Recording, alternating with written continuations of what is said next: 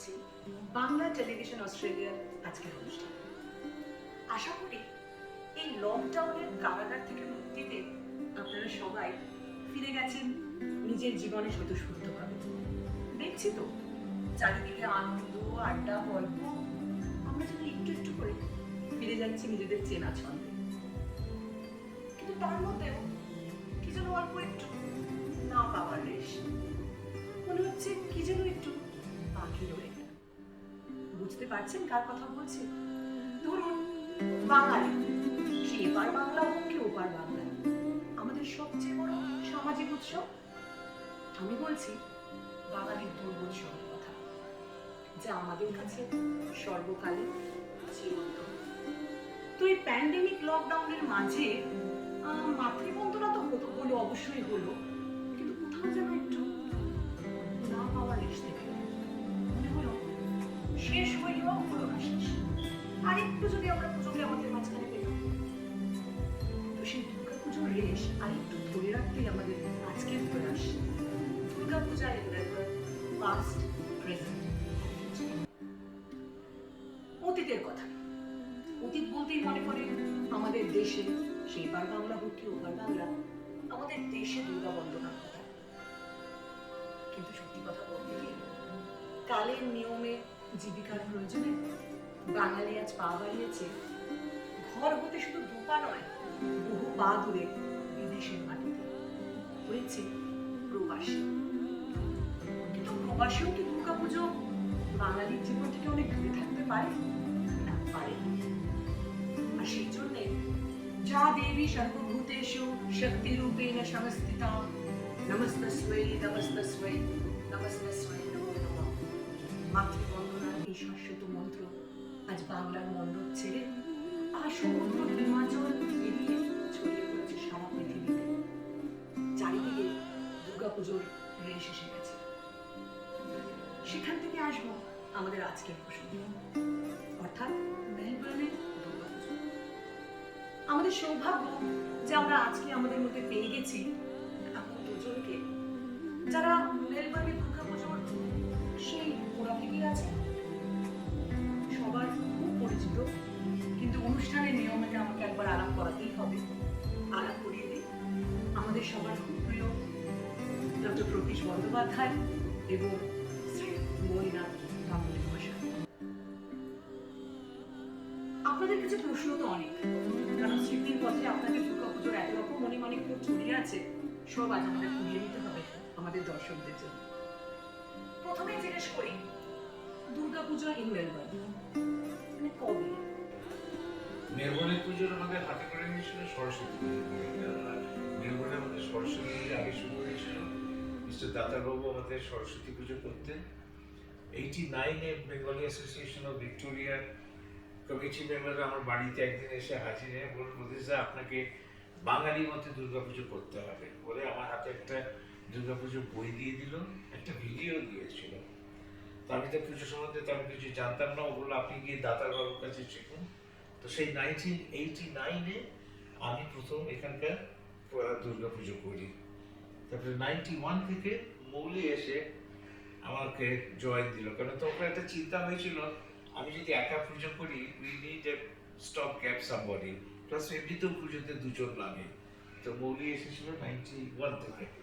আর আমি আগে সেরকম মানে কখনো পুজোও করিনি। আর পুজো করার একটাই যেটা জিনিস প্রতিষ্ঠার সঙ্গে বসে যাতে করতে আরম্ভ করলাম, একটা প্রচণ্ড কনসেন্ট্রেশন লাগে পুজো করার সময়। মানে যে জিনিসটা পুজো করার সময় একেবারে মানে পুরো মায়ের দিকে, যে শক্তির দিকে যে ফোকাসটা, এত কিছু, এত কমপ্লিকেশন আছে, এত কিছু করার আছে। তো সেইটা মানে আমরা মানে ওয়াজ আ ভেরি ইন্টারেস্টিং এক্সপিরিয়েন্স, তাই না? পুজো করার সময় শেখার জন্য তো সবকিছু, শেখার জন্য আমাদের প্রথম যেটা ছিল যে কার কাছে শিখবো, কারণ দাতারবাবু আমাদের মারাঠি হিসেবে পুজো করতেন। আমার হাতে দেবী পুরাণের বই দিয়ে গেছে। এখন সেটা দিয়ে গিয়ে দাতারবাবুর সঙ্গে যখন বসলাম, তখন এখানে যত বাঙালি বয়স্ক লোকেরা ছিলেন তাদের সঙ্গে গিয়ে আমি অনেক সময় কাটিয়েছিলাম। তাদের প্রথম প্রশ্ন ছিল যে আমাদের দেশে দুর্গাপুজোটা কতক্ষণ ধরে হয়, কি কি হয়। তো একটা জিনিস ওয়াজ কোয়াইট ক্লিয়ার, আমাদের এখানে যে বহু লোক ছিল তাই নয়, কিন্তু তখন একজনও দেখলাম না যে কি বসে আমাদের দেশে দুর্গাপুজো দেখেছে। অ্যাকচুয়ালি আমার যেটা মনে হয় প্রতিষ্ঠা তখন তো সখানেক লোক ছিল, তাও কিন্তু যেটা হয় যে এখানে আমারও যেটা হয়েছে যখন দুর্গা পুজোতে যেতাম, মানে এটা একটা সোশ্যাল অকেশন, পুজোটা দেখছি, কিন্তু যে পুজো করছে সে যে কি করছে সেটা হয়তো আমরা ওভাবে যে কি করছে আমরা কখনো সেটা চিন্তাই করে দেখিনি, তাই না? তো আমাদের সেগুলোকে বসে যখন করতে শুরু করা হলো তখন কয়েকটা প্রবলেম তো এসেই যায়। একটা তো হলো আমাদের এখানে পুজো হবে যে একটা কোনো হলের একটা স্টেজ ভাড়া করে, তার মানে ম্যাক্সিমাম শুক্রবার শনিবার রোববার। আমাদের এখন ষষ্ঠী সপ্তমী অষ্টমী নবমী দশমী সব কটা দিন বা 4 দিনে করে দিতে হবে। তো সেরকম চেঞ্জ করা, তারপর আমাদের এখানে সবকিছু পাওয়া যায় না। যেরকম একটা ভেরি সিম্পল এক্সাম্পল হলো আমাদের দেশে কলা বউ, আমরা সবাই কলা বউ বলি, আসলে এটা নবপত্রিকা, 9 রকম গাছ দিয়ে ওটাকে তৈরি করা হয় as a representation of Nabadurga. তো এখানে তো একটাও পাবো না, একমাত্র কলা গাছই পাওয়া গেছে। তো আমাদের যে নবদুর্গা বা কলা বউ, তিনি হচ্ছেন একটা ছোট কলা গাছ, গামলায় থাকেন, তিনি একটা স্টুলের উপরে বসেন এবং তাকে যখন শাড়ি টাড়ি পরিয়ে আমরা এখানে যখন স্টেজে নিয়ে আসি, তিনি দেখতেও সুন্দর এবং আমরা বাড়িও তাকে সুন্দর। তারপরে তাকে আরেকটা মজা হয় আমাদের দেশে কলা বউয়ের কে নিয়ে গিয়ে নদীতে স্নান করা। তো এইখানে আমাদেরকে হলো যে মেয়েরা ওকে ঘুরে ঘুরে তাকে বরণ করবে, তারপরে পুরুষ সেখানে জল দিয়ে তাকে স্নান করিয়ে দেবে। তো আমাদের এইভাবে চেঞ্জ করে সেটাতে যে একটা খুব সুন্দর কথা যে পুরো মানে আমাদের কমিউনিটির মহিলারা সেখানে ইনভলভ হতে আরম্ভ করে, এভরিবডি কেম টুগেদার। সুতরাং তারপর আমরা মানে এটা করে আমাদের দেশের পুজোর সঙ্গে যে ডিফারেন্সটা যেটা হবে সেটা হয়তো আমরা এরপরে সেটা নিয়ে আর একটু আলোচনা করতে পারি। হ্যাঁ, কিন্তু এখন বলতে পারি যে আমাদের মেলবোর্নে এখন যে পুজোটা হচ্ছে সেটা অনেকটা বলা যেতে পারে যে এটা মেলবোর্নের ট্র্যাডিশন হয়ে গেছে। লোকেরা বলে কই এটা আজকে এবার হলো না, তখন মনে হয় আরে বাবা এটা তো আমরাই ঠিক করেছি। বাহ, কি সুন্দর করে বললেন আপনারা। এই কথার রেশ ধরে জানতে ইচ্ছে করে যে আপনাদের এই পুজোর বৈশিষ্ট্য কি, মানে ধরুন চারিদিকে তো অনেক পুজো হচ্ছে, তার মধ্যে থেকে আপনাদের স্বতন্ত্রতা কোথায়, কিভাবে আপনাদের সেই ইউনিকনেস যদি আমি জিজ্ঞেস করতে পারি? মেলবোর্নের আমাদের পুজো বলতে আমি এখন পর্যন্ত যেটা বলছিলাম সেটা বেঙ্গলি অ্যাসোসিয়েশন অফ ভিক্টোরিয়ার কথাই বলছিলাম, কিন্তু আমাদের এখানে বাঙালিদের সংখ্যা তো ক্রমে ক্রমে বাড়লো অনেক। তার আগে আমি যদি মেলবোর্নের পুজোর কথাটা বলে নিই, কিন্তু যেভাবে আমাদের পুজোটা দাঁড়িয়েছিল বেশ মানে অনেকগুলো ব্যাপারে একটু ডিফারেন্ট ছিল। মানে ধরো একটা হচ্ছে যেটা আমরা যেটা বলছিলাম যে পুরো কমিউনিটিটা এখানে ইনভলভ হচ্ছে। আমাদের যেরকম দেশে ছোটবেলায় যেরকম পুজো দেখতাম, হ্যাঁ যাচ্ছি প্যান্ডেল আছে গেলাম প্রসাদ খেলাম অঞ্জলি মিলাপ চলে এলাম, হ্যাঁ এখানে সবাই ইনভলভ হচ্ছে। এই একটা জিনিস পুরো একটা কমিউনিটি ফিলিং হতো।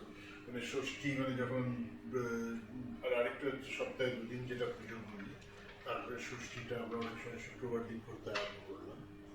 এই যে 3 দিন যে আমাদের পুজো হতো, তাহলে পুজো হলেই তো হবে না, লোকেরা যখন আসছে আমরা শনিবারের লাঞ্চ, শনিবারের ডিনার, রবিবারের লাঞ্চ, এই পুজোটা বাড়তে বাড়তে আমাদের যখন 1200 মতো লোক হয়ে গেল, 1300 লোক।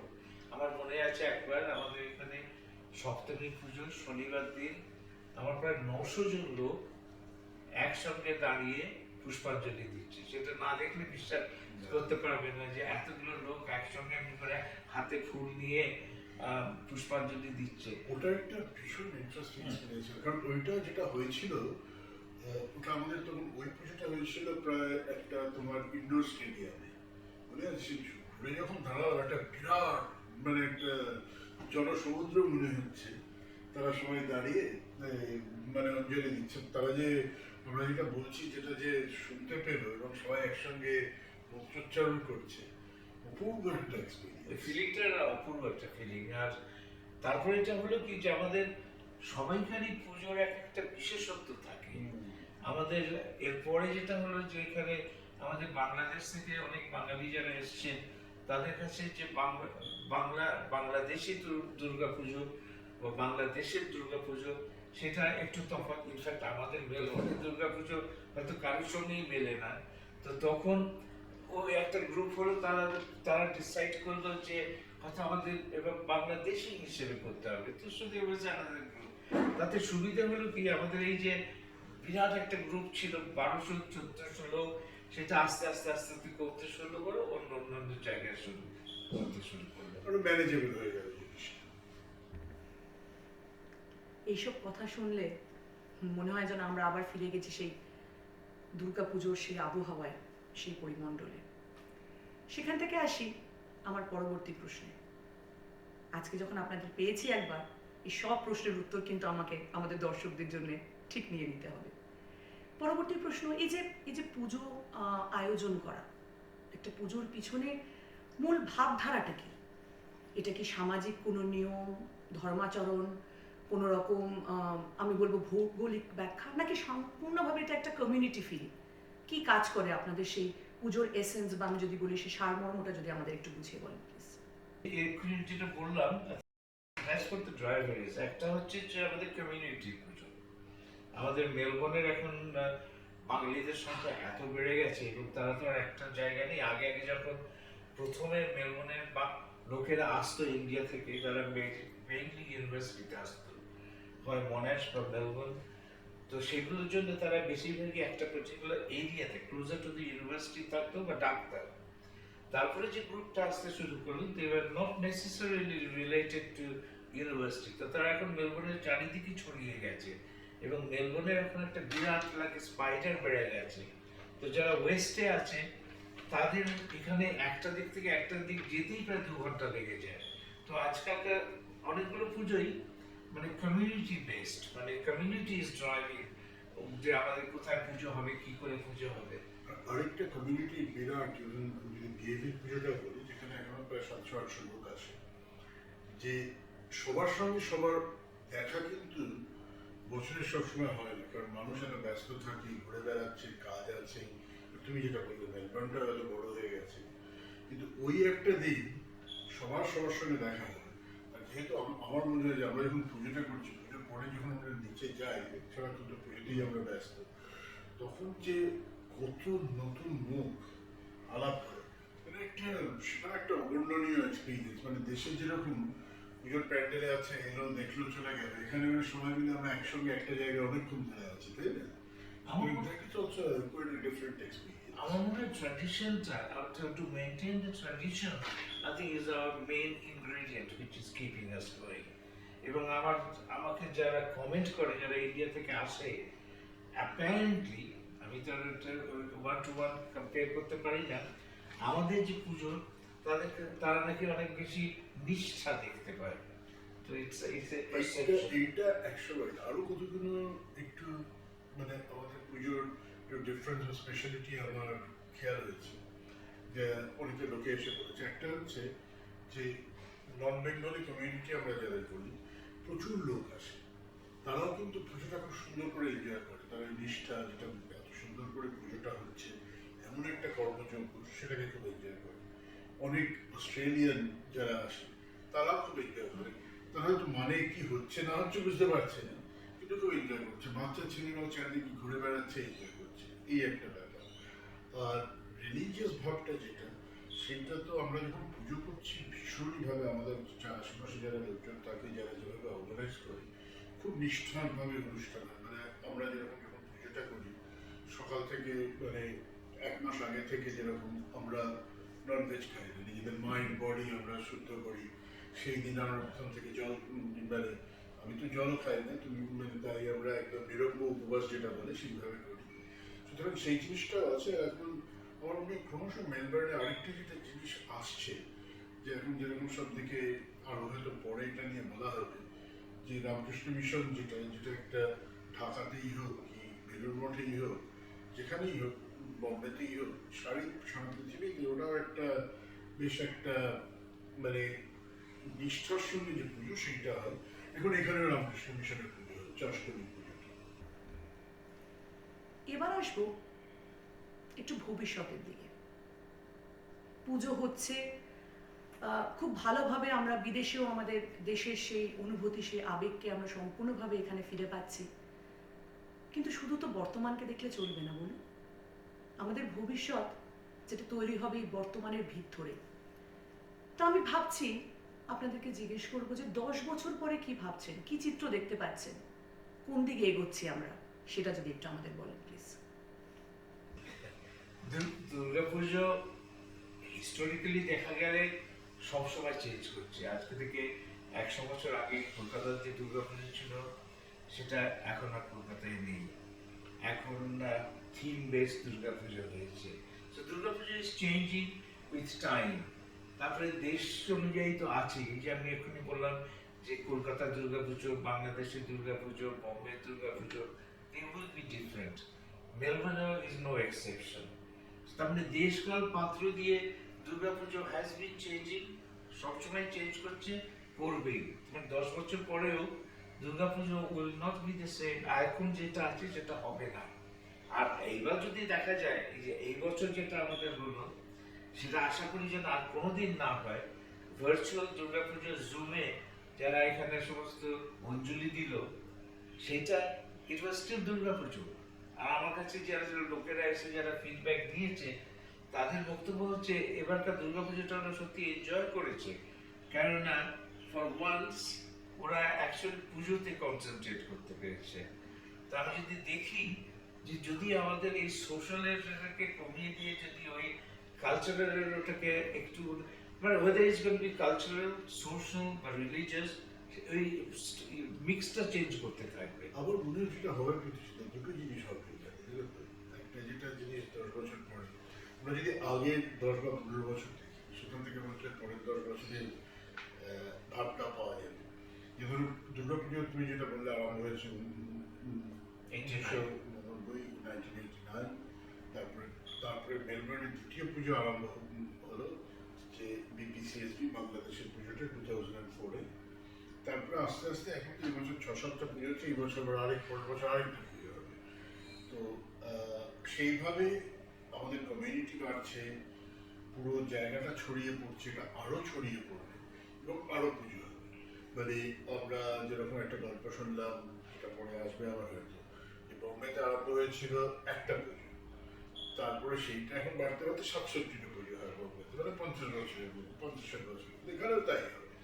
আরেকটা যেটা বড় হবে আমার মনে হয়, তোমার এবার যে তুমি যেরকম তোমার এটা আমাদের সার্বজনীন পুজো ছাড়া তুমি যখন বাড়িতে রোজ পুজো করো 5 দিনে, মানে এবার অষ্টমীর পুজোটা মানে তোমার অঞ্জলি তুমি যেটা বললে তোমার বাড়ি থেকে যেটা আমরা স্ট্রিম করলাম, আমার মনে হয় এখন যেটা হয়তো হবে দেখবে, মানে পুরো জিনিসটাই ভার্চুয়াল এবং ফিজিক্যাল কোএক্সিস্ট করবে।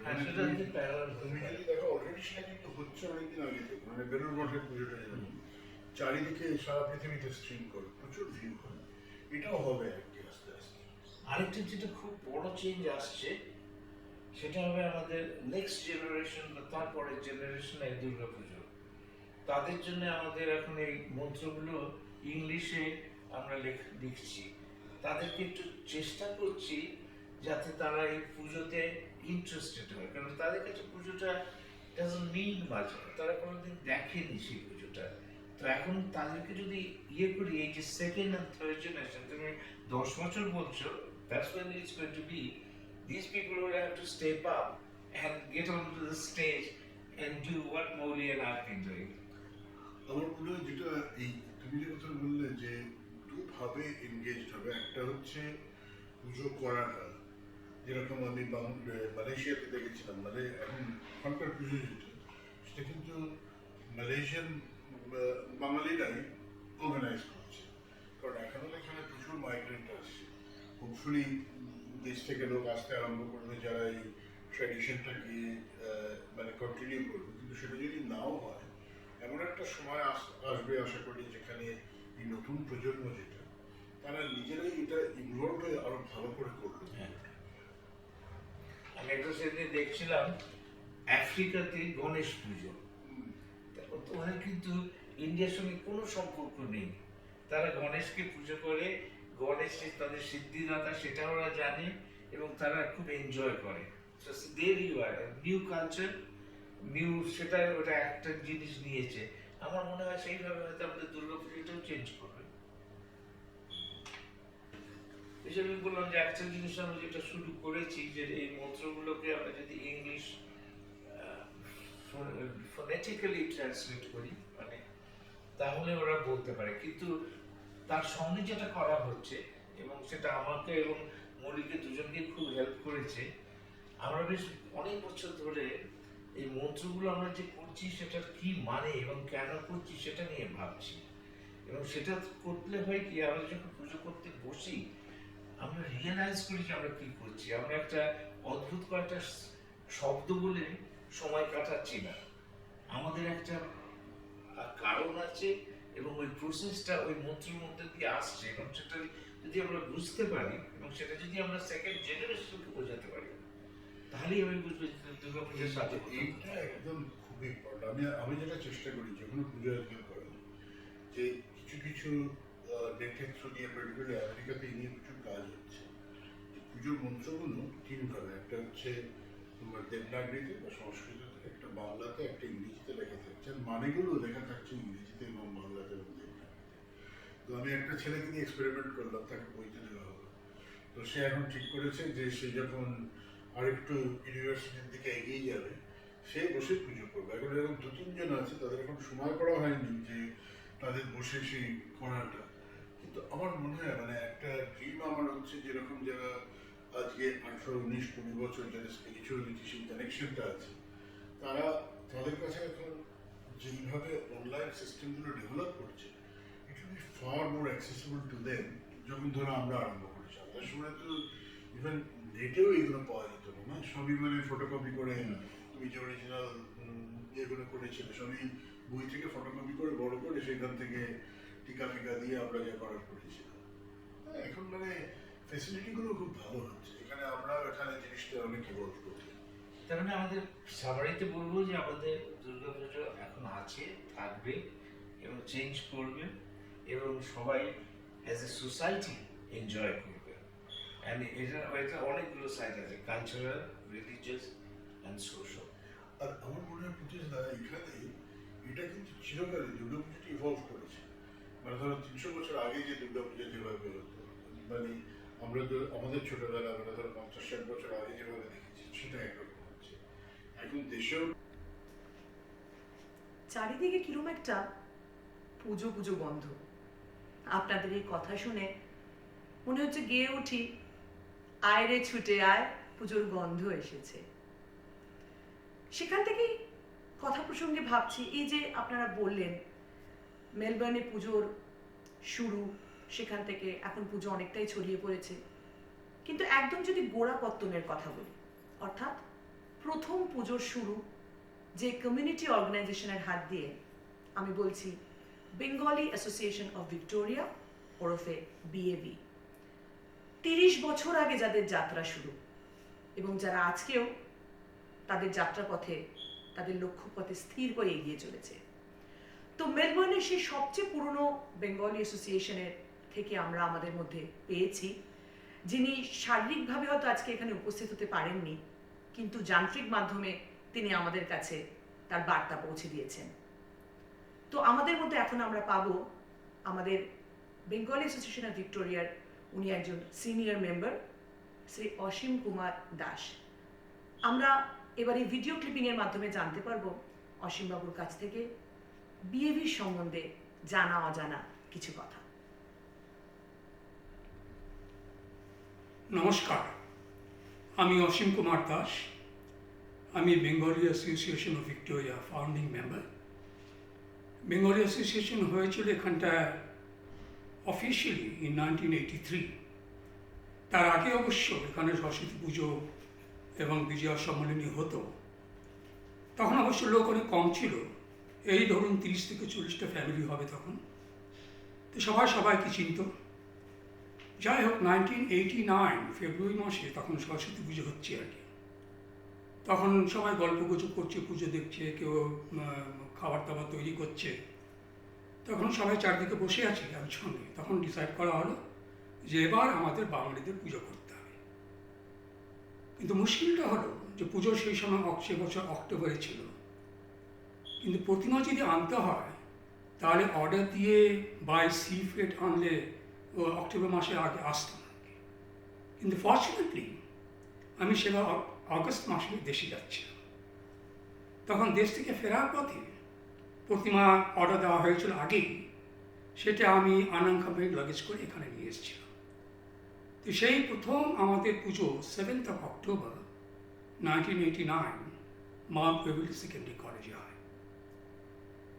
আমাদের পুজোর একটা বিশেষ বৈশিষ্ট্য হলো যে তখন খাবার দাবার যেমন খিচুড়ি ভোগ হোক বা পাঁচমিশালি তরকারি হোক এইসবগুলো হলেই রান্না হতো। আমাদের মহিলারা সব মিলেমিশে ওখানটায় আগে দিন ফল কাটাকাটি তরকারি কাটাকাটি করা হতো, পরের দিন সকালবেলা 7টার সময় গিয়ে খিচুড়ি ভোগ রান্না, আলুর দম রান্না, পাঁচমিশালি রান্না এইসব হতো। আর বিকেলবেলা একটা বেশ মজার জিনিস হতো, ওটা হতো যে লুচি ভাজা।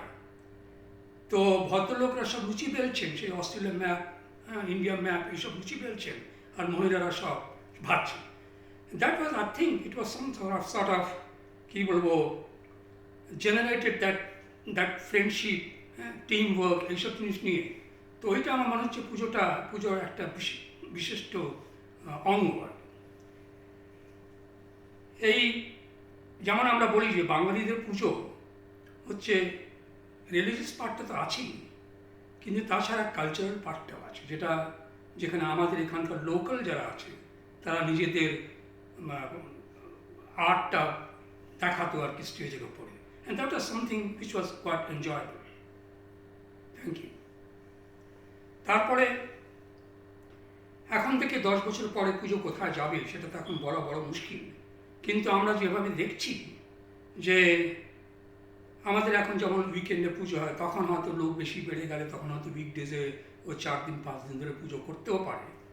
তাছাড়া একটা জিনিস যেটা এবার দেখলাম আর কি, যেহেতু প্যান্ডামিক হয়েছিল সেই জন্য এবার জুমে পুজো হলো। অ্যান্ড জুমে পুজোতে একটা জিনিস দেখলাম যে এই প্রথম আমি আমার জন্য বলবো আর কি, যে পুজোতে যে মন্ত্র পড়া হয় এই প্রথম আমি মন্ত্র শুনলাম। তার আগে তো সবাই গল্প গুজব করতো, পুজোটা জাস্ট পণ্ডিত মশাই করে যাচ্ছে। যাই এর আগে বলে রাখি, আমাদের প্রথম পুজো করেছিলেন হচ্ছে ডক্টর প্রতীশ বন্দ্যোপাধ্যায়, সেই তখন থেকে করে আসেন, তিনি এখনও করেন আর কি। তাছাড়া আরও অনেকে এখন হেল্প করেন, মৌলি গাঙ্গুলি, তরুণ বন্দ্যোপাধ্যায় করেছেন, তরুণ ভট্টাচার্য করেছেন আর কি। এখন প্রশ্ন ওঠে যে আজ থেকে 10 বছর পরে আমাদের পুজো কীরকম হবে, সেটা বড় মুশকিল, কারণ অনেক কিছুই হতে পারে। যেমন ধরুন যে এখানে বাঙালিদের পপুলেশন বাড়ছে, তাতে হয়তো উইকেন্ডে পুজো না করে উইকডেজেও পুজো হতে পারে, কারণ এখন হল পাওয়ার সুবিধাটা হয়ে গেছে। অ্যান্ড আরেকটা জিনিস হয়তো সেটা আপনারা লক্ষ্য করেছেন হয়তো, যে এবছর প্যান্ডামিকের জন্য ভার্চুয়াল পুজো অনেক জায়গায় হয়েছে, সেটা আরেকটা দিক। হয়তো ফিউচারে হয়তো ভার্চুয়াল পুজোটা হতেই পারে। কিন্তু একটা জিনিস আমি বলতে ভুলে গেছিলাম, যে আমাদের যে পুরোহিত মশাই, যিনি আমাদের পুজো প্রথম থেকে করে আসছেন, ডক্টর প্রতীশ বন্দ্যোপাধ্যায়, উনি এই ভার্চুয়াল পুজোটা আমার বাড়িতে করেছিলেন, সেটাই আমরা সবাইকে দেখিয়েছিলাম আর কি। তো ওনাকে আমি বলেছিলাম যে এই প্রথম দুর্গাপুজোর মন্ত্র আমি শুনলাম। এর আগে সবাই তো নিজেদের নিয়ে ব্যস্ত থাকতো, পুরোহিত পুজো করে যাচ্ছে, সবাই গল্প করছে, খাচ্ছে দাচ্ছে, এই করছে। That's something which is I think could be beneficial to the community as well. এখন আমাদের নেক্সট জেনারেশন ব্যাপারটা বলি, সেখানে আমার মনে হচ্ছে যে এখন যে পুজোগুলো হয় তার বেশিরভাগই যারা করেন তারা হয়তো রিসেন্ট মাইগ্রেন্ট বা যারা এখানে অনেক দিন ধরে আছে, কিন্তু এখানকার যারা জেনারেশনের যারা নাকি এখানে বড় হচ্ছে, তাদের ইনভলভমেন্টটা আমাদের আরও বেশি করে বাড়াতে হবে। সেটা কী করে বাড়ানো যায় সেটা এখন আমি বলতে পারছি না, কিন্তু that's something for discussion letter. আমি আজকে এখানেই শেষ করছি। নমস্কার, ভালো থাকবেন, থ্যাংক ইউ। বিএভির কথা তো আমরা জানতে পারলাম, কিন্তু শুধু বিএভিতেই থেমে থাকলে তো চলবে না। পুজো আজ মেলবোর্নে সাবার্বে মানে আমাদের পাড়ায় ছড়িয়ে পড়েছে। এবার একটু জানতে ইচ্ছা করছে, ওই যে কিছুক্ষণ আগে বললাম না, এপার বাংলা ওপার বাংলা দুয়ে মিলে একাকার। তো ওপার বাংলার সূত্র ধরে এখানে বাংলাদেশি, যদি আমি বাঙালিদের কথা বলি, অর্থাৎ যারা আমরা ওদিকের থেকে যারা ভৌগোলিকভাবে ওদিকে অবস্থিত, আলটিমেটলি আমরা সবাই বাঙালি, তো তাদের একটা আয়োজিত একটা পুজোর কথা আমি বলতে পারি, যেটা তাদের কমিউনিটি অ্যাসোসিয়েশনের নাম Bengali Puja and cultural society of Victoria, BPCSV. তো বাংলাদেশে সেখান থেকে বাঙালিরা, যেরকম আমাদের পশ্চিমবঙ্গ থেকে আমরা বাঙালিরা সবাই মিলে আমরা একত্র হয়েছি মেলবোর্নে, তো পুজো তো একই, সেখানে আমরা মাতৃবন্দনায় করছি। সেখান থেকে আমি জানতে চাইব বিপিসিএসভির যিনি আমাদের সাথে আছেন, শ্রী রতনমণি রায়ের থেকে, যে সেখানকার অভিজ্ঞতা এবং চিরাচরিত কিছু প্রশ্ন আমরা তাকেও করেছি, সব মিলিয়ে সেই পুজোর আমেজটা যদি উনি একটু আমাদের মধ্যে তুলে ধরেন। আমাদের পুজোর কথা বলতে হবে যে গত শতকের ৮০ দশক থেকেই মেলবোর্নে বাংলাদেশি হিন্দুদের আগমন শুরু হয়। ইমিগ্রেশন নিয়ে আসতে শুরু করে ৮০ দশকের দিকে। এই দু একজন করে আসতো সেই সময়টায়, বেশি ছেলেমেয়েরা বা ফ্যামিলিরা তখন আসেনি। ৯০-এর দশকে আস্তে আস্তে সংখ্যা বাড়তে থাকে এবং আমরা যারা তখন বাংলাদেশ থেকে আসতাম, আমরা সবসময় বিএভির পুজোতে সবসময় আমরা অংশগ্রহণ করতাম এবং স্বতঃস্ফূর্তভাবে আমরা বিএভির পুজোয় যেতাম এবং আমরা ওদের কালচারাল প্রোগ্রাম সব কিছুতে অংশগ্রহণ করতাম, একদম নিজেদের মতো করেই ভেবেই করতাম এবং ওরাও আমাদেরকে খুবই আপন করে নিত সব পুজোর মধ্যে। আমরা পুজোটা নিজের মতো করেই খুবই এনজয় করতাম। কিন্তু যখন আস্তে আস্তে আমাদের লোকজনের সংখ্যা বাড়তে থাকলো, তো সবার আমাদের বাঙালিদের একটা হচ্ছে, সব জায়গাতেই বাঙালিরা নিজেদের একটা পুজো করতে চায়, নিজেদের নিজস্ব একটা পুজো করতে চায়। তখন আমাদের সংখ্যা যখন বাড়তে শুরু করলো এই সেঞ্চুরির প্রথম দিকে সংখ্যায়, তখন আমাদের মেলবোর্নে অন্তত ৩০টা পরিবার, তো হিন্দু পরিবার হবেই। তখন ওরা সবাই চাচ্ছে যে আমরা নিজেরা একটা শুরু করি। সেই থেকে আমরা এই ৩০ জনের মধ্যে থেকে ৫-৬টা ফ্যামিলি একটা উদ্যোগ নেয় এক পুজোটা শুরু করার জন্য এবং ২০০৪ সালে আমরা প্রথম পুজো শুরু করার কথা চিন্তা করি এবং সেই জন্য ২০০৩ থেকেই আমাদের একটা কমিটি আমরা গঠন করে পূজার জন্য চাঁদা তোলা এবং কিভাবে আমরা এটা অগ্রসর হবো ওরা চিন্তা ভাবনা করি। এই ব্যাপারে আমাদের এখানে ডক্টর শ্যামল দত্তের একটা বিরাট ভূমিকা আছে, ইন এ সেন্স যে ও আমাদের পরিচিত ছিল কুমারচুলিতে ওদের যারা মূর্তি বানায় তাদের সাথে, এবং ওদের কাছ থেকে আমাদের প্রথম মূর্তিটা উনি একটা ব্যবস্থা করে দেন যাতে এখানে আসে এবং আমরা ২০০৪ সালে প্রথম পুজো করি। এই পুজোর এই সময়টায় এইটাই আমাদের প্রথম পুজোর এই একটা ইনভাইটেশন কার্ড আমরা তৈরি করি। এর আগে আমরা বিএবি হয়তো কার্ড করেছি কিনা আমার জানা নেই, কিন্তু আমরাই মনে হয় এই কার্ড প্রথাটা একটা চালু করি এইখানে এবং সেই থেকে প্রতি বছরই আমরা এই একটা ইনভাইটেশন কার্ড পুজোর জন্য আমরা সবসময় ছাপাই এবং সবার মধ্যে এটা দেওয়ার চেষ্টা করি। তো সেই হিসাবে আমাদের পুজোর তো এই বছর ১৭ বছর পূর্ণ হলো আর কি।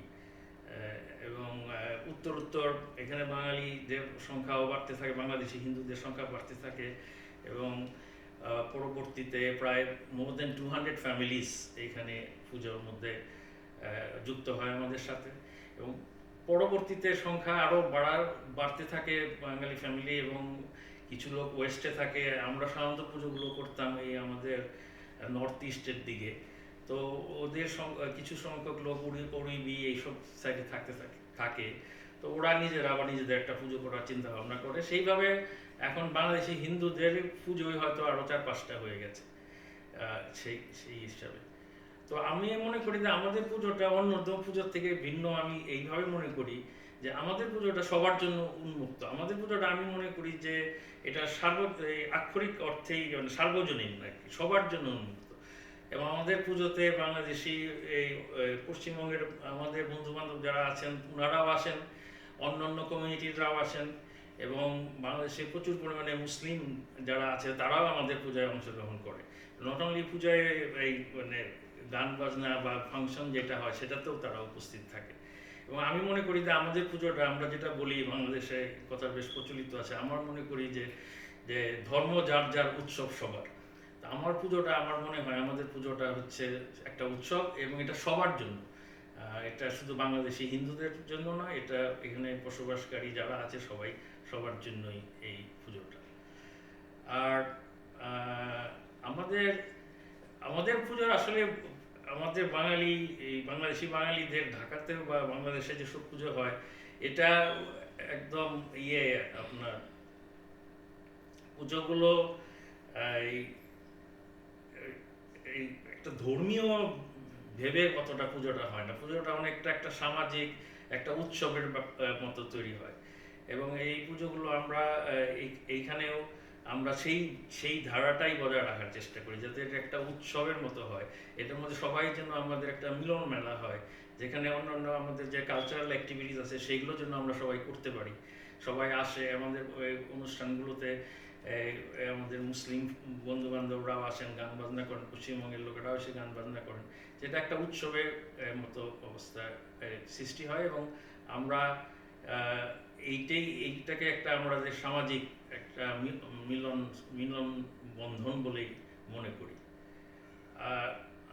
আমরা আমাদের পরবর্তী জেনারেশনকেও আমরা এই পুজোর মধ্যে সম্পৃক্ত করার চেষ্টা করে যাচ্ছি বেশ কিছু বছর ধরে।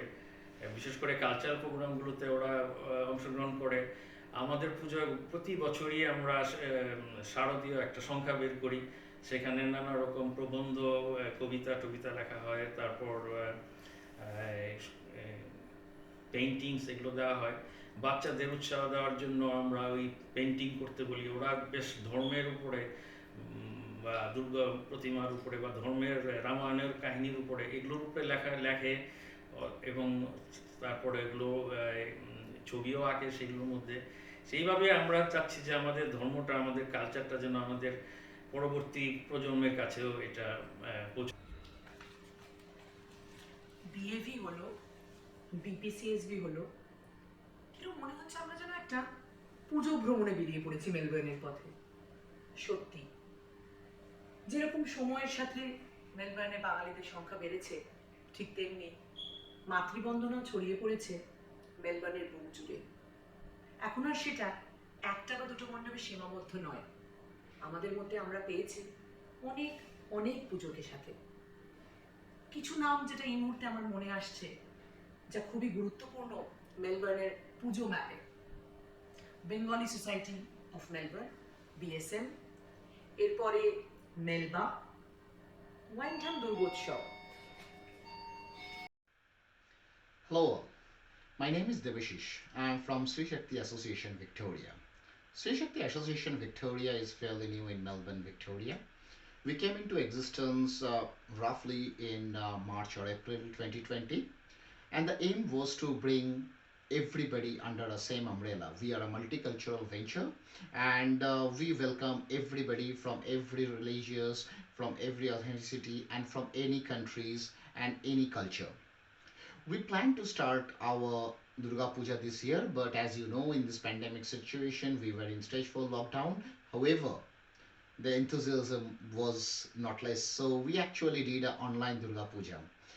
So the main purpose of having the Durga Puja is to celebrate the Indian culture, not only in Bengalis or not only within a social community, but also across a widespread of the people from different culture, different religious, different languages. So that's what our aim is.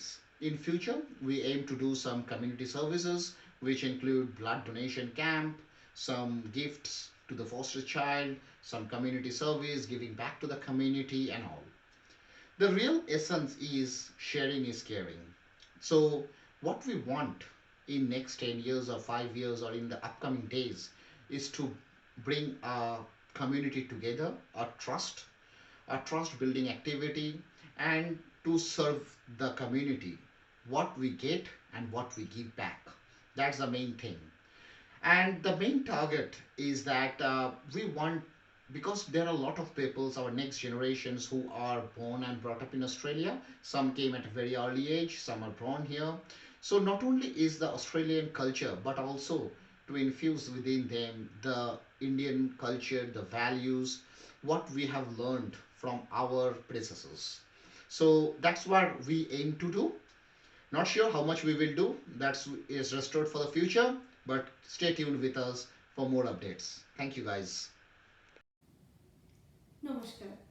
উৎসব Melbourne অ্যাসোসিয়েশনের তরফ থেকে Bangla TV অস্ট্রেলিয়াকে অসংখ্য ধন্যবাদ আমাদের এই ছোট্ট প্রচেষ্টাকে আপনাদের সামনে নিয়ে আসার একটা সুযোগ করে দেওয়ার জন্য। এই উৎসব মেলবোর্ন অ্যাসোসিয়েশনের কিন্তু একটা ডাকনাম আছে, আমরা একে ভালোবেসে বলি উমা। টিম উমার জন্ম হলো এইভাবে যে একদিন গত বছর গোড়ার দিকে একটি সান্ধ্য চায়ের আড্ডায় কিছু নর্থ ওয়েস্ট সাবাবের বাঙালি বসে হঠাৎ ভাবলো যে আচ্ছা, আমাদের পাড়ায় কোনো পুজো হয় না কেন? পুজো অনেকগুলোই হয় মেলবোর্নে এবং প্রত্যেকটি পুজোই অত্যন্ত সুন্দর, কিন্তু আমাদের এই দিক থেকে যেতে গেলে 40 থেকে 45 মিনিট গাড়িতেই লেগে যায়। তাহলে পাড়ায় একটা পুজো করলে কেমন হয়? সেখান থেকে শুরু। তারপরে কাজ, দায়িত্বের, কর্তব্যের সমুদ্র পেরিয়ে আসা, মায়ের মূর্তি অর্ডার দেওয়া এবং যথাবিধি সাজ সরঞ্জাম, পুজোতে যা যা দরকার হয় সব কিছুর ব্যবস্থা করা, কলকাতা থেকে সেগুলো আনানো, তার ডকুমেন্টেশন, কাস্টম ক্লিয়ারেন্স, এসব তো আপনারা জানেন। এই সব কিছু পেরিয়ে টিম উমার প্রথম পুজো 2019 অক্টোবরে আমরা করেছিলাম। আমরা তখন স্টেজে করেছিলাম, ভীষণ সাড়া পেয়েছিলাম আমাদের লোকাল কমিউনিটির কাছ থেকে। আর যেটা খুব ইম্পর্টেন্ট এখানে সেটা হচ্ছে যে টিম উমাতে কিন্তু আপনি 20% নন ইন্ডিয়ান পার্টিসিপেশন দেখতে পাবেন, কারণ আমরা আমাদের যে কালচার, যে হেরিটেজ, যেটা আমরা চেষ্টা করেছি আমাদের লার্জার কমিউনিটির মধ্যে সেটাকে বিলিয়ে দিতে এবং লার্জার কমিউনিটির কাছে তুলে ধরতে, যে আমরা কে এবং where we come from, আমরা নিজেরা যেটা দেখে বড় হয়েছি। সেই হিসেবে দেখতে গেলে ক্যারেক্টারিস্টিক্যালি দুর্গাপুজো হিসেবে অন্যান্য দুর্গাপুজোর থেকে উমার কি বৈশিষ্ট্য, এতে আমি প্রথমেই বলে নিই যে আমরা কিন্তু কারোর সঙ্গে কম্পিটিশনে নেই। কারণ আমাদের মনে হয় টিম উমার যে আমরা প্রত্যেকটি পুজো কমিটি একই লক্ষ্যে এগোচ্ছি এবং সেটা হচ্ছে আমাদের যে সংস্কৃতি, আমাদের যা হেরিটেজ, সেটা আমরা আমাদের লোকাল কমিউনিটির মধ্যে, লার্জার কমিউনিটির মধ্যে অস্ট্রেলিয়ায় আমরা প্রপাগেট করতে চাই, আমরা পৌঁছে দিতে চাই। সুতরাং এখানে তো কোনো রেষারেষি, কোনো কম্পিটিশন নেই। তবে হ্যাঁ, যেটা একটা বৈশিষ্ট্য আমি বলবো সেটা হচ্ছে যে আমাদের গত বছরের পুজোয় আমাদের কোনো মিল কার্ড ছিল না, এরকম কিছু ছিল না যে ফুড কুপন কেটে আপনাকে আমাদের সঙ্গে পুজোর ভোগ খেতে হবে। শুক্রবার সন্ধ্যা, শনিবার লাঞ্চ ডিনার এবং রোববারের লাঞ্চ আমরা সম্পূর্ণ বিনামূল্যে আমাদের সমস্ত গেস্টকে খাওয়াতে পেরেছি। আমাদের শুধু একটাই রিকোয়েস্ট ছিল যে আমাদের ফেসবুক পেজে এবং ওয়েবসাইটে একটা ছোট্ট রেজিস্ট্রেশন ফর্ম যদি আপনারা ভরে দেন, তাহলে আমরা বুঝতে পারবো যে কতজন আগ্রহী এবং সেই অনুযায়ী ব্যবস্থা করতে পারবো। আর আরেকটা যেটা আমি বলবো সেটা হচ্ছে যে আমাদের কোনো সাবস্ক্রিপশন ফি নেই, কোনো অব্লিগেটরি ব্যাপার নেই। সুতরাং আমরা এটাকে পুরোপুরি পাড়ার পুজো হিসেবে প্রপাগেট করতে চেয়েছি এবং সেই অ্যাঙ্গেল থেকে আমরা চেয়েছি যে যত বেশি মানুষ পার্টিসিপেট করেন এবং আমাদের অ্যাপ্রিসিয়েট করেন, আমাদের পুজোটি আসেন, দেখেন এবং আমাদের কালচারাল প্রোগ্রামে অংশগ্রহণ করেন, ততটাই আমাদের সাফল্য। আমাদের উমার সমস্ত রকম অনুষ্ঠানের মূল উদ্দেশ্য হলো ইনক্লুশন। আমরা চাই আগামী বছরগুলিতে আরও মানুষ এগিয়ে আসুন, আমাদের এই প্রচেষ্টায় যোগদান করুন, আমাদের সঙ্গে থাকুন। গত বছরের পুজোয় আমরা ১,১২০০ গেস্ট পেয়েছিলাম। এবছর সবকিছু ভার্চুয়াল ছিল এবং এবছর টেকনোলজির সাহায্যে আমরা আরো অনেক বেশি মানুষের কাছে পৌঁছতে পেরেছি। প্রায় 15,000 ভিউজ আমরা আমাদের পুজো এবং কালচারাল ইভিনিং মিলিয়ে পেয়েছি। 10 বছরের কথা যদি ভাবতে হয় তাহলে ওই মূল মন্ত্রটি তো আমাদের একই থাকবে, ইনক্লুশন, আর পরবর্তী প্রজন্মকে নিয়ে আসা। কারণ আমরা যেভাবে বড় হয়েছি, আমরা ছোট থেকে যেমনভাবে দুর্গোৎসব, বাড়ির সরস্বতী পুজো, বাড়ির লক্ষ্মী পুজো কিংবা পয়লা বৈশাখ এগুলো দেখেছি, এখানে যারা জন্মেছে বা এখানে যারা একদম ছোটবেলায় চলে এসেছে তাদের এই ধারণাগুলো নেই। আমরা চাই যে তারা এগুলো দেখুক, তারা বুঝুক এবং তারা আরো বেশি করে গ্লোবাল সিটিজেন হয়ে উঠুক। আপনারা যারা আমাদের এবছরের কালচারাল ইভিনিং প্রোগ্রামগুলো দেখেছিলেন, আপনারা জানেন যে আমরা একটা আলাদা ইউথ সেগমেন্ট রেখেছিলাম।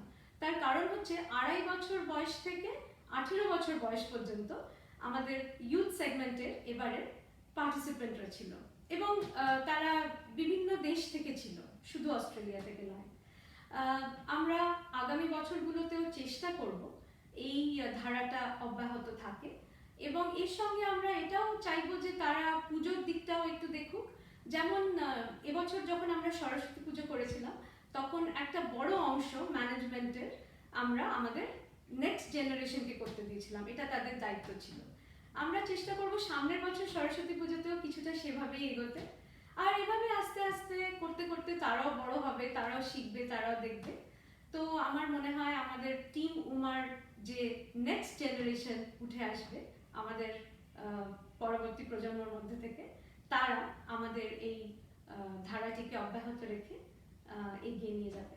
আর সব থেকে বড় কথা, আপনাদের সবাইকে সঙ্গে চাই। আপনারা না হলে তো আমরা কোথাও পৌঁছতে পারবো না।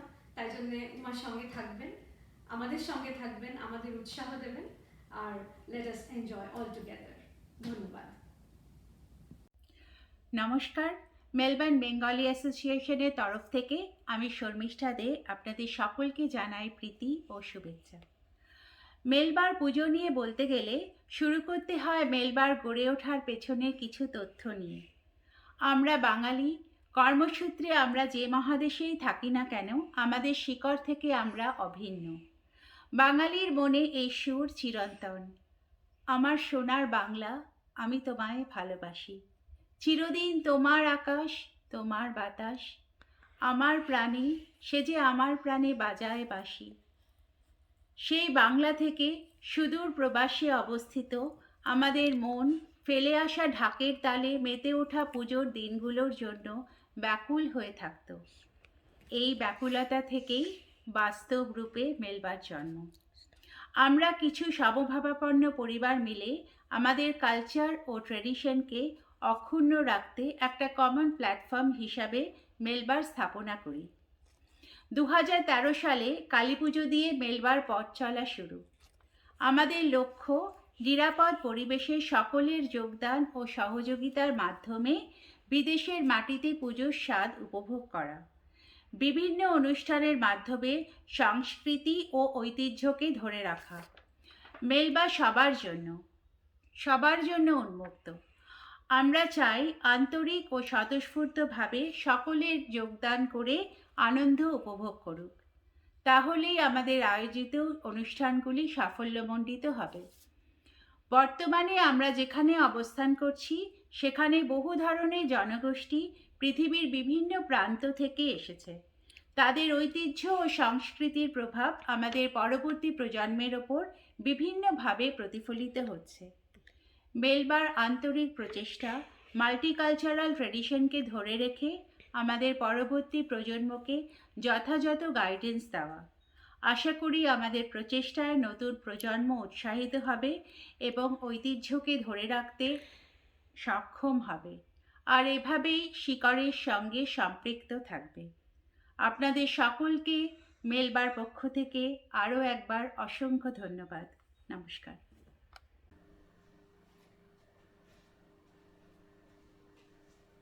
বিদেশ তো হলো, কর্মভূমি বাঙালি, প্রবাসীর পুজো, মেলবার্নের পুজোর গল্প আমরা শুনলাম, কিন্তু হঠাৎ জানতে ইচ্ছে করছে, ধরো কলকাতা থেকে সামান্য একটু দূরে, অর্থাৎ আমাদের দেশের গণ্ডির মধ্যেও কিন্তু কিছু পুজো হয় যেটাকে সেই অর্থে আমরা প্রবাস বলতে পারি, কারণ সেটা বাঙালিদের একদম নিজস্ব জায়গা বা গণ্ডির একটু বাইরে। ধরুন আমি বলছি দিল্লির পুজো, চণ্ডীগড়, বা অনেকেই হয়তো গিয়ে থাকবেন কাজের সূত্রে মুম্বাইয়ের Durga Puja.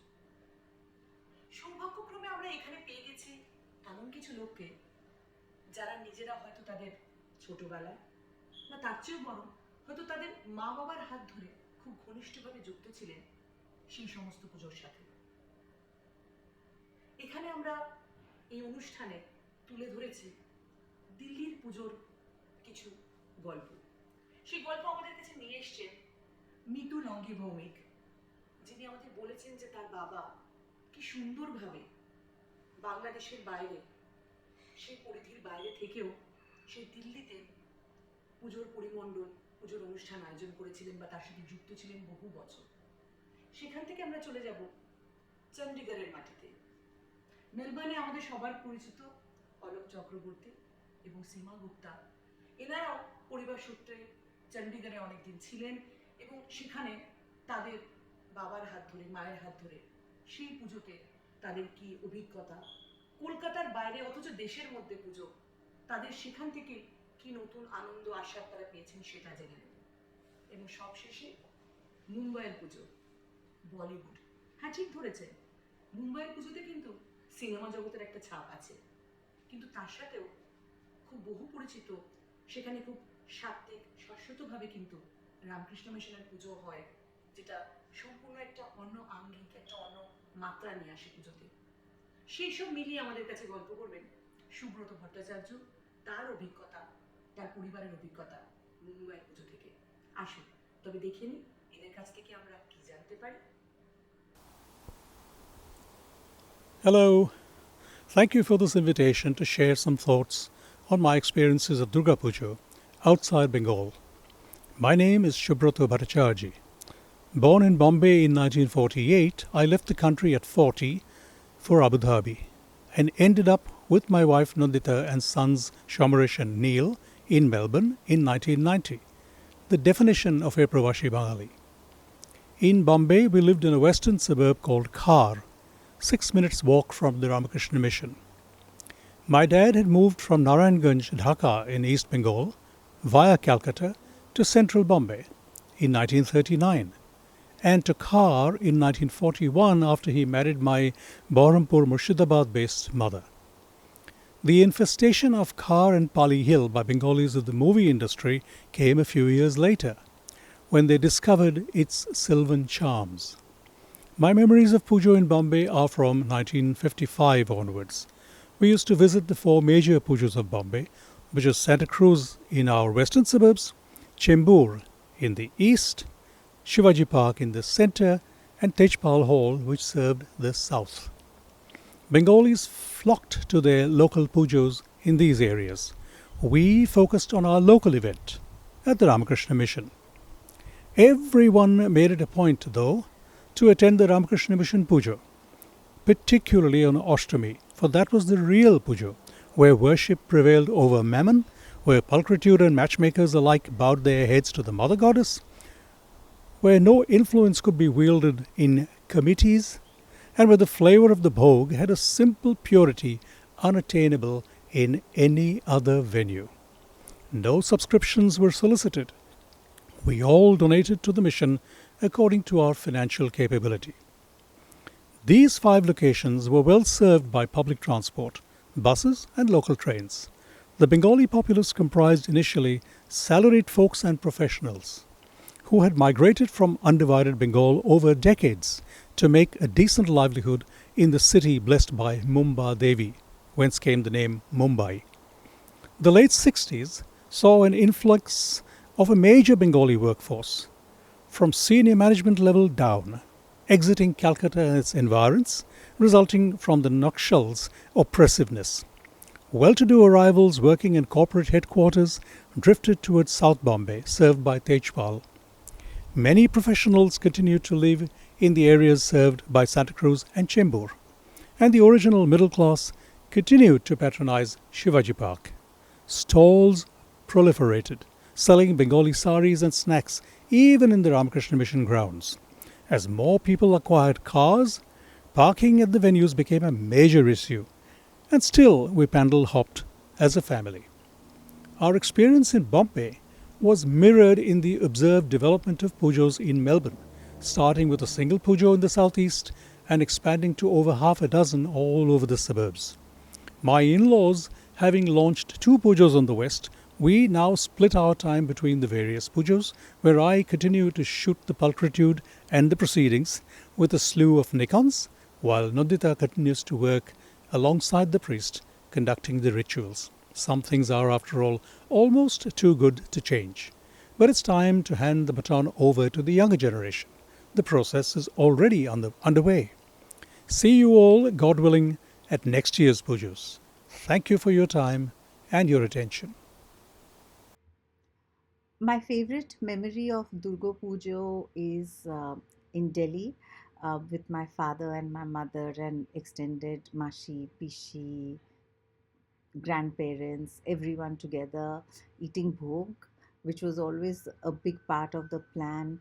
Where is the best bhog? What are we eating? Where are we going? Then pandal hopping and going and seeing all the various Durga Pujos around Delhi. And I think my most sentimental time was during the Visarjan.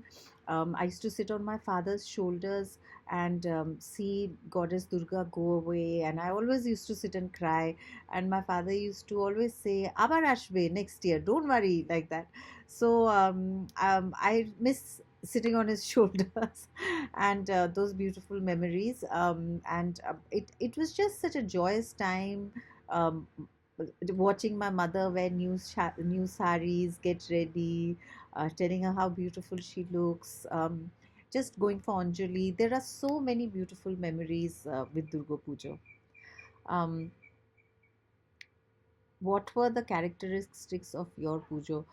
Um, I think the characteristics of my our pujo was that my mother used to. She was a working woman, so she used to always take a holiday on Ashtami day, and we used to all look forward to that. And we used to all get ready in the morning, early morning, not eat, and then go to give Anjali, and then pretty much hang out there all day. And it was just such a beautiful social gathering. Everybody catching up, everybody meeting, checking on each other. And this is before Facebook and Tinder, so that was the best way of getting an update on who was doing what. So that was one of the best parts of Durga Puja. The next question is, what were the key drivers of your pujo? I think Durga Puja, especially in Delhi, gave us a sense of pride and identity, because obviously we were not in Calcutta, and we wanted to ensure that we still had that Bengali culture loud and proud with us. So, so whether it's Dhak Dhuno, the evening things, or all the mums and wives making their favorite dish and selling it on the first day of Pujo, everything was done and planned very meticulously, and there was a real spirit of community, because at that time government and all were not involved. There was no funding, so everybody used to collect chada and make sure they put forward the best pujo, lot of entertainment. So it had this beautiful local flavor, which was very, very special. And where do you see Durga Puja 10 years from now? Uh, I think 10 years from now, Durga Puja will still be the same. We'll all be looking forward to it as much as we do. I'm sure there'll also be an online version of it, as we have seen this year, and where everything will be zoomed on Facebook Live or Zoom, and a lot of others will be able to join in. I think a lot of non-Bengalis will also be joining in Durga Puja and making it more special and robust. I've noticed that every year the food, the bhog, tends to move away from the traditional bhog. Once I even had Chinese at one of the Durga Pujas, so I'm sure people will be experimenting with the food as well. So I don't think, I think it will only keep evolving and growing and adapting. I don't think the spirit and the charm of Durga Puja and the joy and togetherness that it brings is going to change ever. And what your view of involving the new generation? I feel that culture and pujo is always passed on uh, from from one generation to another. Like, I got it from my father and mother. My father's exuberance and zest for pujo, for making sure we were there from morning till evening, exhausted but still there. From my mother's planning, making sure that we attended, we gave Anjali, and I am doing the same with my 7-year-old daughter now. I make sure I get her ready. I make sure she's wearing something new, and we go to the pandal. Over here it's on the weekend, and we make sure we go there. We eat the bhog, we do Anjali. So I think these things are always passed from family to family, from generation to generation. Um, what were the key drivers of your pujo? Example, social, geography, creation of community, identity. We have covered that. Um, I think that's about it. If you need me to redo anything, please let me know. I'll do it happily. Thank you so much for giving me this chance to give some of my thoughts about Durga Puja. Lastly, even though it's not here, I just want to say that I was very worried about how I will attend Durga Puja when I first came to Melbourne, and I was just so happy to see Durga Puja being celebrated in over the weekend in Melbourne. And the first one I went to was at a Serbian sports center, and I think it was so nice and multicultural, and we could see a lot of second generation, third generation Bengalis standing in one corner watching the AFL Grand Finals on TV, and all the moms and dads and others in another corner of that huge basketball court, standing and giving Anjali and offering their prayers, and while the other volunteers were preparing the food that had to be served. So it just was so beautiful the way it brought the community together. They kept us tied to our values and culture and core beliefs. So kudos for that and keeping that alive. And it's just been a beautiful, beautiful celebration every year. নমস্কার, আমি অলোক চক্রবর্তী। আমরা বড় হয়েছিলাম চণ্ডীগড়ে। আমার 1962-তে বাবা চণ্ডীগড় গেছিলেন, আর প্রথম পুজো ওখানে হয় 1963-তে। তখন 7 জন বাঙালি ফ্যামিলি চণ্ডীগড়ে ছিল, আর সব কিছুই আমরা ওই 7 জন ফ্যামিলি মিলেই করা হয়েছিল। সে প্রতিমা গড়ার থেকে নিয়ে খাবার, প্যান্ডেল সাজানো। আমার মনে আছে এখনো যে ষষ্ঠীর দিন সকালবেলা তখনও প্রতিমাটাকে ডেকোরেশন চলছে, পেইন্ট করা হচ্ছে। সবই একেবারে ঘরোয়া ব্যাপার ছিল, যে আমরা সবাই মিলে করতাম। আমাদের পাশের বাড়িতেই তখন আরেকজন বাঙালি ফ্যামিলি ছিলেন যাদের আমরা মেশমশাই বলতাম, উনি পুজো করলেন। আর ইট ওয়াজ ভেরি মানে ক্লোজ নেট একটা কমিউনিটি ফিলিং ছিল। সেই স্টেজ থেকে ধীরে ধীরে ধীরে ধীরে চণ্ডীগড়ের পপুলেশন, বাঙালির সংখ্যা যেমনি যেমনি বেড়ে গেল, ওইটাই প্রপার হল ভাড়া করে কমিউনিটি বেসিসে মানে বঙ্গীয় সম্মেলনের একটা কমিটি ফর্ম হলো। সেটা তারপরে চাঁদা তুলে প্রপার প্রতিমা কলকাতার থেকে আনিয়ে 5 দিন ধরে পুজো হতো। আর চণ্ডীগড়েরও স্ট্যাটাস সেই লেট 60s-এ চেঞ্জ হয়ে গেছিলো। চণ্ডীগড় আগে খালি পাঞ্জাবের ক্যাপিটাল ছিল, তারপরে পাঞ্জাবের ক্যাপিটাল, হরিয়ানার ক্যাপিটাল, আর একটা ইউনিয়ন টেরিটরি হয়ে গেল। সেটা হওয়ার দরুন ওখানে অনেকজন বাঙালি গভর্নর এসে গেলেন হরিয়ানার, বাঙালি চিফ কমিশনার, বাঙালি আইজি অফ পুলিশ, অনেক সিনিয়র রোলসে বাঙালি ভদ্রলোকেরা এসেছিলেন। তার দরুন অনেক স্পন্সরশিপ বেড়ে গেছিল, আর পরের দিকে অনেক ইলাবোরেট পুজো হতো। আর ইভেন বিকেলে যেগুলো কালচারাল প্রোগ্রাম হতো, আমরা কলকাতা থেকে ট্রুপ কিংবা দিল্লি থেকে ট্রুপ আনিয়ে সেখানে খুব ইলাবোরেট ফাংশন হতো। আর ধীরে ধীরে একটা কালীবাড়ির গ্রান্ট পাওয়া গেল, সে গ্রান্ট করে তারপরে একটা কালীবাড়ি হয়েছিল। আমি যখন mid-1970s-এ চণ্ডীগড় ছাড়ি, তখন কালীবাড়ি এখানে ছিল, ওখানে একটা পার্মানেন্ট পুরোহিত এসে গেছিলেন। আর তারপরে অবশ্য আমি একবার খালি 2000-এ গেছিলাম, তখন গিয়ে দেখি যে ওরা একটা গেস্ট হাউসও করেছিল, যে যদি কেউ বাঙালি ফ্যামিলি আসে, কোথাও না থাকার জায়গা থাকে, তারা ওই কালীবাড়িতে থাকতে পারে। সো ওই হোল প্রসেস মানে আগে আমরা একটাই পুজো করতাম, বাট সংখ্যা বাড়ার ধরুন ওখানে অনেকগুলো পুজো, লেটার স্টেজে অনেক বেশি পুজো হতো। আর মেইনলি পুজোটা ওখানে শুরুতে ঘরোয়া ছিল, বাট তারপরে ওটা খুব সোশ্যাল আর কমিউনিটি ওরিয়েন্টেড হয়ে গেছিল। আর অলসো ওখানে আরেকটা জিনিস যেটা আমার খুব মনে আছে যে বিজয় সম্মেলনটা খুব ইলাবোরেট ভাবে হতো। আমরা সেখানে পুজো শেষ হওয়ার কয়েক সপ্তাহ পরে অবধি রোজ কারোর না কারোর বাড়িতে গিয়ে বেশ ভালো পার্টি হতো, খাওয়া দাওয়া হতো, ইট ওয়াজ এক্সট্রিমলি এনজয়েবল।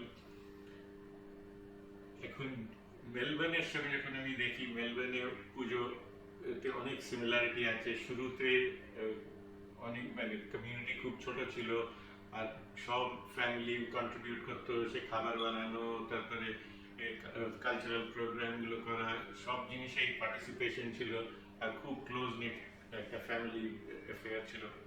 এখন অনেক সংখ্যা বেড়ে গেছে, এখন অবশ্যই ইটস ডান অন আ মোর মানে মাস স্কেল, আর অনেকগুলো পুজোও হচ্ছে।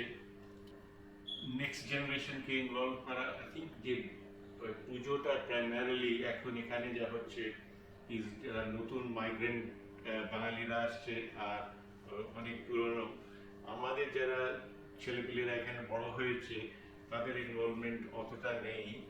And maybe one of the things we need to do is engage them, find out what would be of interest to them. তাহলে সেই সব জিনিসগুলো আরো ইনক্লুড করলে it will be much more effective to carry this tradition on for generations to come. ধন্যবাদ। এত সুন্দর সময়টা কাটলো, এত গল্প, অনেক কিছু অজানাকে জানা। মন মানে না, কিন্তু সময়ের নিয়মে অনুষ্ঠান আমাদের এবার শেষের পথে। বলতে ইচ্ছে করে, তোমায় নতুন করে পাবো বলে হারাই ক্ষণে ক্ষণে, বা আসছে বছর আবার এসো মা, তার চেয়ে বড় আসছে বছর আবার হবে। এই আশা, এই কামনা নিয়ে ঠিক প্রত্যেক বছর আমরা মনে আশা নিয়ে অশ্রু সজল চোখে মাকে বিদায় জানাবো, পরের বছর তাকে আবার আমাদের মাঝে নতুন করে পাবো বলে। এই কথা রেশ রেখেই বলি, সামনের বছর খুব ভালো পুজো হোক আমাদের এই মেলবার্নে। সবাই মিলে আমরা যেন একসাথে মাতৃবন্দনায় মেতে উঠতে পারি। এই বলে শেষ করছি আজকের অনুষ্ঠান। অপেক্ষায় থাকবেন, বাংলা টেলিভিশন অস্ট্রেলিয়া আপনাদের সামনে আবার হাজির হবে আরেক অনুষ্ঠানের ডালি নিয়ে। নমস্কার।